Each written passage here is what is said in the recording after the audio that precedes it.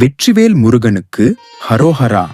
அன்பு முருகன் அடியார்களே, தமிழர்களின் வாழ்வோடும் ஆன்மீகத்தோடும் கலந்த ஒரு உன்னத திருவிழா தைப்பொங்கல்.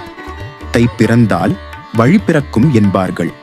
வரும் 2026ஆம் ஆண்டு தை மாதம் பிறக்கும்போது நம் வாழ்வில் என்னென்ன அற்புதங்கள் நடக்கப் போகிறது?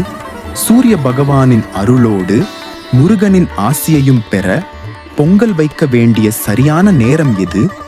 இதைத்தான் இந்த வீடியோவில் விரிவாக பார்க்க போகிறோம்.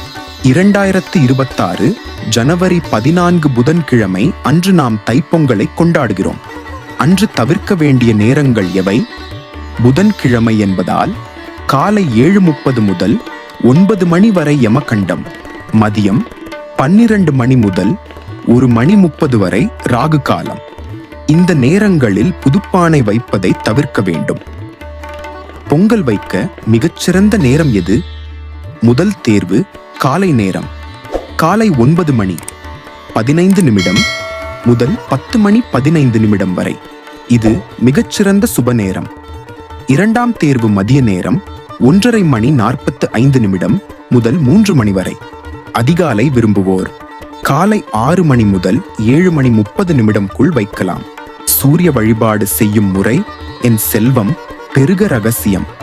அடியார்களே, பொங்கல் வைக்கும்போது வெறும் சர்க்கரை பொங்கலை மட்டும் நாம் வைப்பதில்லை, நம் நன்றியையும் பக்தியையுமே படைக்கிறோம்.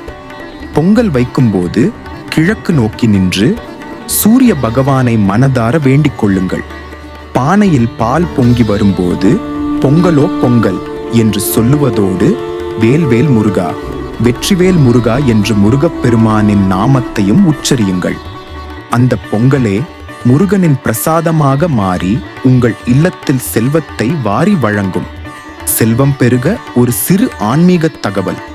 உங்கள் வீட்டில் பணக்கஷ்டம் நீங்கி செல்வம் பெருக வேண்டுமா? பொங்கல் பானையில் கட்டிய அந்த புதிய மஞ்சள் கொத்தை பூஜை முடிந்த பிறகு காய வைத்து ஒரு பட்டுத் துணியில் சுற்றி உங்கள் வீட்டின் ஈசான்ய மூலையிலோ அல்லது பணப்பெட்டியிலோ வையுங்கள். இது வருடம் முழுவதும் மகாலட்சுமி கடாட்சத்தை உங்கள் இல்லத்தில் நிலைக்கச் செய்யும். தைப்பொங்கல் என்பது வெறும் கொண்டாட்டம் அல்ல, அது ஒரு புதிய தொடக்கம். இந்த 2026 தைப்பொங்கல் உங்கள் இல்லத்தில் மகிழ்ச்சியையும் ஆரோக்கியத்தையும் அந்த முருகப்பெருமானின் அருளையும் கொண்டு வரட்டும். இந்த தகவல் உங்களுக்கு பிடித்திருந்தால் மறக்காமல் லைக் செய்து உங்கள் உற்றார் உறவினர்களுக்கு பகிருங்கள். இது போன்ற ஆன்மீக தகவல்களுக்கு தொடர்ந்து நம்ம முருகன் அடியார் சேனலோடு இணைந்திருங்கள். ஓம் சரவணபவ.